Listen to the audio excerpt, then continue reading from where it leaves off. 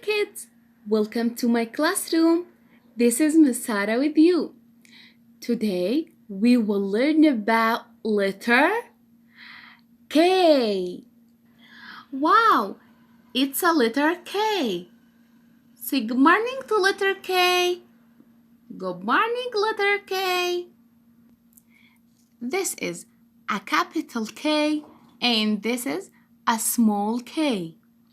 Capital K, small k. Repeat after me. Capital K, small k. Now, let's make the letter K sound. The sound of letter K is K, K, K, K. And now we will know some vocab about letter K. K is for king, king. K, K, king. K, K, king. And K is for key, key. K, K, key. Let's continue.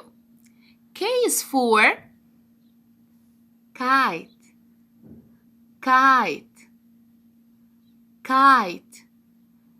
K, K, kite. And K is for, wow, it's a kangaroo, kangaroo, kangaroo. K, K, kangaroo, kangaroo.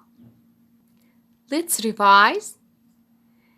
K is for king, K, K, king. K is for key, K, K, key. K is for kite, K, K, kite. K is for kangaroo, K, K, kangaroo.